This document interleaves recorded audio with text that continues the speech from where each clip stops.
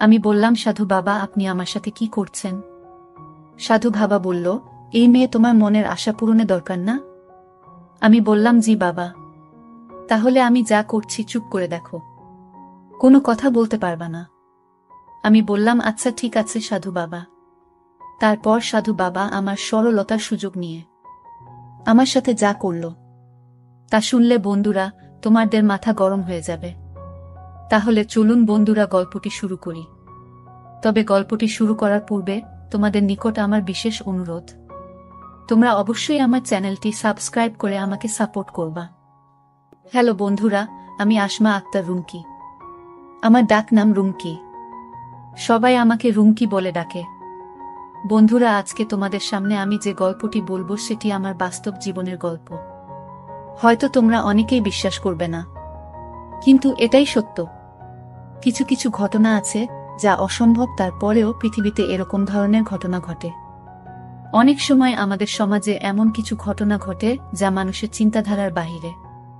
বন্ধুরা, আমার গ্রামের বাড়ি নেত্রকোনা জেলায়। আমি একজন অতি সামান্য সাধারণ গড়ের মেয়ে। আমার বাবার আর্থিক অবস্থা খুবই খারাপ ছিল। আমরা 2 ভাই 4 বোন। বাবা মা সহ আমাদের ফ্যামিলিতে মোট সংখ্যা ছিল 8 জন। আমার বাবা রিক্সা চালিয়ে যে টাকা আয় করত তাতে আমাদের সংসার চলত না। খুব কষ্ট করে আমাদের চলতে হতো। আমাদের ভালো কোনো কাপড় চোপড় ছিল না। খাবার দাবারে আমরা অনেক কষ্ট করতাম। মাঝে মধ্যে আমাদের উপোসও থাকতে হতো। এত বড় ফ্যামিলি খরচ চালাতে আমার বাবা হিমশিম খেয়ে যেত। বন্ধুরা, তারপর আমার গ্রামের এক মুরব্বি, আমার বাবার বন্ধু, আমার বাবাকে পরামর্শ দিল, সবুজ মিয়া, তোমার তো ছেলে মেয়ে বড় হয়ে গেছে, তোমার তো এত কষ্ট করতে হয় না। তুমি যদি ছেলে মেয়েদেরকে নিয়ে ঢাকায় চলে যাও, ছেলে মেয়েদেরকে গার্মেন্টসে চাকরিতে ঢুকিয়ে দাও, তাহলে তোমার প্রতি মাসে 60 থেকে 70 হাজার টাকা ইনকাম হবে। তুমি শুধু শুধু এখানে পড়ে থেকে কেন কষ্ট করছো? আর তোমার ছেলে মেয়েদের কি ভবিষ্যৎ নেই? তাছাড়া তোমার মেয়েরা বড় হয়ে যাচ্ছে, তাদেরকে বিয়ে দিতে হবে না। আর এইখানে তোমার যে ইনকাম তাতে তো তোমার মেয়েদেরকে বিয়ে দিতে পারবে না। তুমি ছেলে মেয়েদেরকে নিয়ে ঢাকায় চলে যাও, দেখবা আল্লাহ তোমাকে অনেক দিবে। তারপর আমার বাবার বন্ধুর লিয়াকত চাচার কথা অনুযায়ী আমার বাবা আমাদের সকলকে নিয়ে ঢাকার গাজীপুরে চলে আসেন। আমরা সকলেই গাজীপুরে চলে আসি। গাজীপুরে এসে আমরা একটি বাসা ভাড়া নিই। অবশ্যই বাসা আমাদের এক আত্মীয়ের মাধ্যমে আগেই ভাড়া করা হয়েছিল। আমাদের অনেক আত্মীয় স্বজন আছে সেখানে। গাজীপুরে এসে আমার বাবা আমাদের ভাই বোন সবাইকে গার্মেন্টসের চাকরিতে জয়েন করিয়ে দেয়। আমরাও নিয়মিত চাকরি করতে থাকি। প্রথম মাস আমরা বেতন পেয়ে সবাই খুশি। প্রথম মাসে আমাদের সবকিছু বাদ দিয়ে প্রায় 30,000 টাকা আমাদের হাতে থাকে। আমার বাবা মা সবাই খুশি, কারণ আমরা আমাদের ফ্যামিলিতে যে অভাব ছিল সেই অভাব মনে হচ্ছে দূর হয়ে যাবে। পরিশ্রম করতে করতে একদিন আমরা বেশ কিছু টাকার মালিক হয়ে যাই, কারণ আমাদের পরিবারের সবাই ছিল উপার্জনকারী। আমাদের হাতে যখন বেশ কিছু টাকা হলো, তখন বাবা এই টাকা দিয়ে আমাদের গ্রামে একটি ঘর তৈরি করলেন। মাঝে মধ্যে আমরা ঈদ বা অন্যান্য অনুষ্ঠানে বাড়িতে গিয়ে সেখানে কয়েকদিন থাকতাম। তারপর আবার আমাদের কর্মস্থলে চলে আসতাম। কিন্তু আমরা বেশিরভাগ সময় থাকতাম গাজীপুরে। সেখানে আমরা সকলে চাকরি করতাম। এইভাবে চাকরি করতে করতে বাবা একদিন হঠাৎ আমাকে বলল, মা রুমকি, তুই বড় হয়েছিস, এখন আমার ইচ্ছা তোকে কোনো একটা ভালো ছেলে দেখে বিয়ে দিয়ে দেওয়া। মারে, আমার উপর তো এটা ফরজ। এখন তুই কি বলিস? আর মা, তোমার যদি কোনো ছেলে পছন্দ থাকে তাহলে আমাকে বলতে পারো। আমি বললাম, না, আমার এরকম কিছু নাই বাবা, তোমরা যা ভালো মনে করো, যেখানে ভালো মনে কর সেখানে আমি রাজি। তারপর আব্বু চতুর্দিকে লোক লাগানো, ঘটক লাগানো, আমাদের গ্রামে এবং অন্য জায়গায়। অবশেষে আমার আব্বু আমাকে বিয়ে দেওয়ার জন্য একটি পাত্র খুঁজে পেল আমাদের গ্রামের পাশের গ্রামে। ছেলেটি আমার দেখে পছন্দ হলো। খুব হ্যান্ডসাম এবং সুস্বাস্থ্যের অধিকারী। প্রথম দেখায় আমার তাকে ভালো লেগে গেল। তারপর পারিবারিকভাবে আমাদের বিয়ে হয়ে গেল। বিয়ের যখন প্রথম রাত, আমি বসে রইলাম বাসর ঘরে। হঠাৎ রাত যখন 12টা বাজে তখন তার উপস্থিতি আমি বুঝতে পারলাম। আমি তাকে সালাম দিলাম। তারপর সে আমার পাশে বসল। অর্থাৎ এক কথায় বাসর ঘরে যে সব আনুষ্ঠানিকতা করা হয় সে সম্পূর্ণই পালন করল। কিন্তু দুঃখের ব্যাপার হল, সে গায়ে গতরে সুস্বাস্থ্যের অধিকারী হলে কি হবে? সে কিন্তু সেদিন আমার কিছুই করতে পারেনি। তাকে দেখে মনে হয় সে অনেক শক্তিশালী মহাপুরুষ হবে, কিন্তু তার ভিতরে যে কিছুই নেই তা আমি তো বুঝতে পারি নাই। মনের ভেতরটা খারাপ হয়ে গেল প্রথম দিনেই। ভাবলাম প্রথম দিন যেহেতু হয়তো তাই এরকম হয়েছে, হয়তো আনইজি ফিল করছে, পরে ঠিক হয়ে যাবে এই ভেবে আমি নিজেকে সান্ত্বনা দিলাম। পরের দিনেও সে আমার কাছে আসলো, কিন্তু কি আশ্চর্য ব্যাপার, মাত্র 2 মিনিটে সব শেষ হয়ে গেল। অনেক কষ্টে আমি আমার দিনেগুলো পার করতে লাগলাম। এইভাবে প্রায় 1 মাস পার করলাম, কিন্তু তার কোনো পরিবর্তন নাই। কি করব তখন আমি কিছু বুঝতে পারতেছিলাম না। তারপর তাকে পরীক্ষা করানোর জন্য ডাক্তারের কাছে নিয়ে গেলাম, তাতেও কোনো লাভ হলো না। এইভাবে আমার দিনগুলো চলতে লাগলো, কিন্তু মনের যে কষ্ট দুঃখ কাউকে বলার মতো সাহস পাচ্ছিলাম না। আর এই সকল বিষয় তো কাউকে বলাও যায় না। এভাবে চলতে লাগলো আমার দিন। বিয়ের প্রায় 3 বছর হয়ে গেল। আমার শাশুড়ি মা আমাকে মাঝে মধ্যে বিভিন্ন ধরনের আজেবাজে কথা বলতো, আর বলতো 3 বছর হয়ে গেছে বিয়ে হয়েছে, এখনো নাতি নাতনির মুখ দেখতে পারি নাই। কি দুর্ভাগা আমি। শাশুড়ির মুখে এরকম ধরনের কথা শুনে আমার মনের ভেতরটা হুহু করে কেঁদে উঠল। শাশুড়ি মাকে তো আর বলতে পারি না যে মা, আপনি নাতি নাতনির আশা করবেন কিভাবে? আপনার ছেলে যে কিছুই পারে না স্বামীকে সুস্থ করে তোলার জন্য, স্বামীর কাছ থেকে ভালো কিছু পাওয়ার জন্য। আবার আমি আমার স্বামীকে নিয়ে ডাক্তারের কাছে গেলাম। ডাক্তার ভালো করে পরীক্ষা করল। পরীক্ষা করার পর আমাকে বলল, দেখুন আপনার কোনো সমস্যা নেই, সমস্যা হচ্ছে আপনার স্বামীর। তারপরেও আমি আপনাকে স্বামীকে কিছু ওষুধ লিখে দিচ্ছি, ওই ওষুধগুলো আপনার স্বামীকে খাওয়াবেন, কাজ হয়েও যেতে পারে। ওষুধগুলো এনে আমি আমার স্বামীকে খাওয়ালাম। ওষুধগুলো আমি আমার স্বামীকে 1 মাস খাওয়ানোর, তার মধ্যে কোনো পরিবর্তন দেখতে পেলাম না, সেই আগের মতোই অবস্থায়। মোট কথা অনেক কবিরাজ, অনেক ডাক্তার দেখালাম তাকে, কিন্তু কোনো কাজ হলো না। আর এদিকে আমার শ্বশুর, আমার শাশুড়ি মা নাতি নাতনির মুখ দেখার জন্য পাগল হয়ে গেল। আমাকে বিভিন্ন সময় বিভিন্নভাবে গালিগালাজ করতে থাকে। সন্তান না হওয়ার কারণে তারা আমাকে বিভিন্নভাবে প্রায় কথা শুনিয়ে থাকত। মানবতার দিকে তাকিয়ে তাদের মুখে মুখে কথা বলতাম না, সবকিছু নির্বে আমাকে সহ্য করতে হতো। অনেক চিন্তায় পড়ে গেলাম, এখন কি করব আমি? এই মুহূর্তে আমাকে কি করা উচিত? মাঝে মধ্যে মনের অবস্থা এমন খারাপ হতো যে আমি যে কারো সাথে পরকীয়া করি, কারণ আমার একটা সন্তান দরকার, তাহলে আমার স্বামীর বাড়ির সবাইকে খুশি। মন খারাপ করে বসে রইলাম। ঠিক এই মুহূর্তেই পাশের বাড়ির এক চাচি আমাকে বলল, কি রে রুমকি, শুনেছি তোর নাকি 3 বছর হয়েছে বিয়ে হয়েছে, কিন্তু তোর তো কোনো বাচ্চা কাচ্চা হয়নি।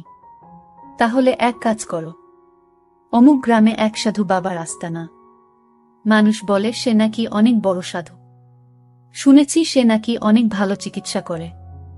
রুমকি, তোর যদি আমার কথা বিশ্বাস না হয় তাহলে আমাদের গ্রামের মিনার মার কাছে জিজ্ঞাসা করে দেখিস। তারও বাচ্চা হতো না, তারপরও বাচ্চা হতো না। তারপর সে সাধু বাবার কাছে গেলে সাধু বাবা কি জানি কি দিছে, তারপর তার বাচ্চা হয়েছে। সে এখন 4 সন্তানের জননী। আমার মনে হয় রুমকি সেখানে গেলে তোর উপকার হবে। চাচিমার কথা শুনে মনে অনেক সাহস পেলাম। মনে মনে স্থির করলাম, কাউকে নিব না, আমি একাই যাব সাধু বাবার কাছে। যে করেই হোক, যেভাবেই হোক, আমার একটি সন্তান প্রয়োজন। সন্তানের জন্য আমার মনের ভেতরটা হাহাকার করছে। আর তাছাড়াও সন্তানের জন্য আমার শ্বশুর শাশুড়ি আমাকে অনেক কথাবার্তা শোনাচ্ছে, অনেক নির্যাতন করছে, মানসিকভাবে যন্ত্রণা দিচ্ছে। তাই আমি ভাবলাম যেভাবেই হোক আমার একটি সন্তান প্রয়োজন। আমার সংসার বাঁচাতে, সংসারের সকলের মুখে হাসি ফুটাতে আমার একটি সন্তান প্রয়োজন। পরের দিন আমি চলে গেলাম সাধু বাবার আস্তানায়। সাধু বাবার আস্তানায় গিয়ে দেখি মানুষের অনেক লম্বা সিরিয়াল, সবাই রোগী, অনেকেই অনেক ধরনের সমস্যা নিয়ে সাধু বাবার কাছে এসেছেন। আমিও গিয়ে লাইনে দাঁড়িয়ে রইলাম। হঠাৎ করে আমার ডাক পড়ল। আমি সাধু বাবার এখানে গেলাম। সাধু বাবা আমাকে বলল, মা তোমার কি সমস্যা শুনি তো দেখি একটু। তারপর আমি সাধু বাবাকে বললাম, সাধু বাবা আমার বিয়ে হয়েছে 3 বছর হয়েছে, কিন্তু আমার স্বামী আমাকে কিছুই করতে পারেনি, যার ফলে আমার এখনো বাচ্চা কাচ্চা হয়নি। এখন আমার শাশুড়ি মা আমাকে খুব বাজেভাবে কথা বলে, আমার সাথে খুব বাজে আচরণ করে।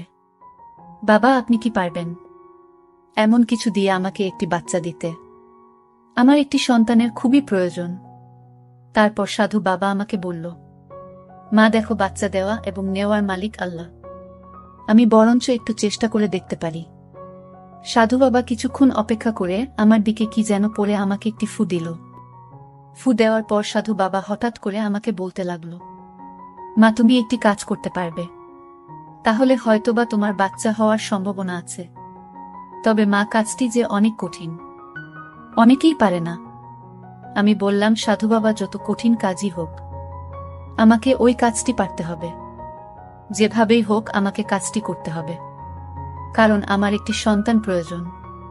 পৃথিবীতে আমার এবং আমার স্বামীর কোনো কিছুর অভাব নেই, কিন্তু অভাব শুধু একটি সন্তানের।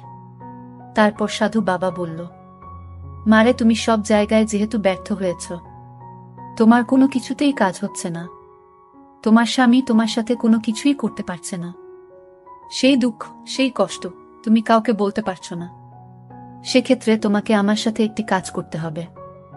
বুঝতেই পারছো কাজটি কি? তবে আমি এতটুকু বিশ্বাস করি যে যদি তুমি কাজটি করো, তাহলে আমি আশাবাদী তোমার মনের আশা পূর্ণ হবে, কারণ এর আগেও আমি তোমার মতো আরও অনেক মহিলার মনের আশে এভাবেই পূর্ণ করেছি। তারা সবাই এখন 3 থেকে 4 সন্তানের জননী। আশা করি তোমার মনের আশা পূর্ণ হবে।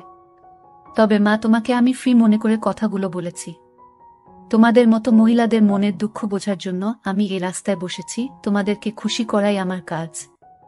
এখন তুমি যদি আমার প্রস্তাবে রাজি থাকো, তাহলে আগামী শুক্রবার আমি একটা জায়গার কথা বলছি, ওইখানে চলে আসবা।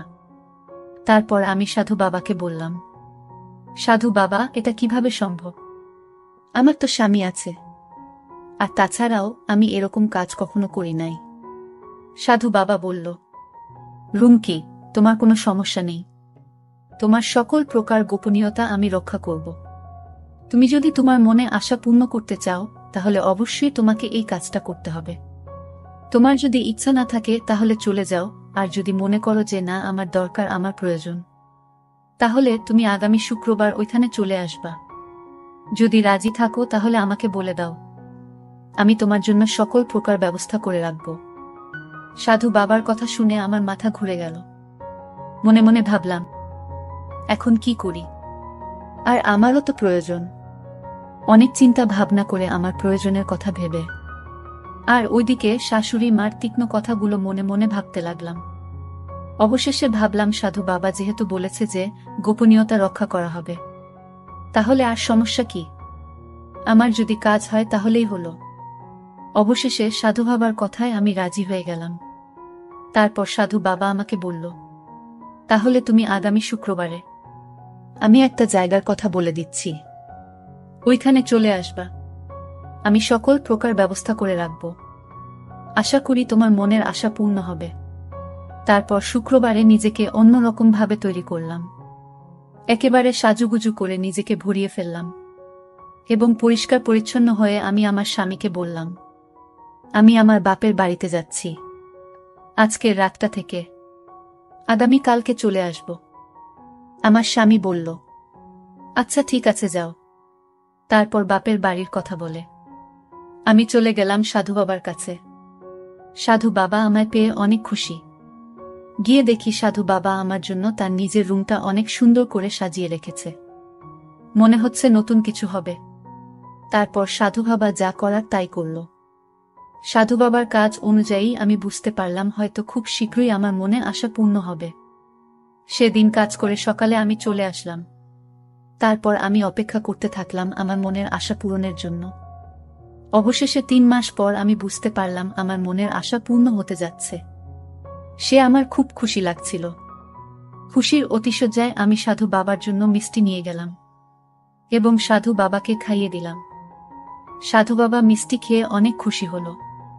তারপর সাধু বাবা আমাকে বলল, এরপর তোমার যদি আরো লাগে তাহলে আমার কাছে চলে আসবা। আমি বললাম, ঠিক আছে সাধু বাবা। এইভাবে এক এক করে 3 সন্তানের জননী হলাম। পরিশেষে বন্ধুরা, আমি একটি কথাই বলবো, এই জগতের সন্তানের খবর একমাত্র মা জানে। আর সম্মানিত শাশুড়িদেরকে বলবো, আপনারা যে এত নাতি নাতনির মুখ দেখতে চান, সবার আগে ভেবে দেখবেন কার সমস্যা। কোনো কিছু না ভেবেই অন্যায়ভাবে আপনারা যে আপনাদের ছেলের বউয়ের সাথে দুর্ব্যবহার করেন, অনেক অকথ্য ভাষায় কথা বলেন, যার ফলে আপনাদের বউ মারা আড়ালে আঁকড়ালে এমন কিছু কাজ করে বসে যা আপনারা কখনো কল্পনাও করতে পারেন না। তাই আমি বলবো, আসুন আমরা সচেতন হই এবং একে অপরকে বোঝার চেষ্টা করি। বন্ধুরা, তোমাদের নিকট আমার একটি ছোট্ট প্রশ্ন, এ গল্প থেকে তোমরা কি শিখতে পারলে? দয়া করে কমেন্ট করে জানাবে। বন্ধুরা, ভিডিওটি যদি ভালো লাগে তাহলে একটি লাইক দিন। আর তোমরা যদি এরকম ধরনের ইন্টারেস্টিং ভিডিও পেতে চাও তাহলে দয়া করে আমার চ্যানেলটি সাবস্ক্রাইব করো। পরিশেষে তোমাদের সকলের সুস্বাস্থ্য কামনা করি। ভিডিওটি দেখার জন্য তোমাদের সকলকে অসংখ্য ধন্যবাদ।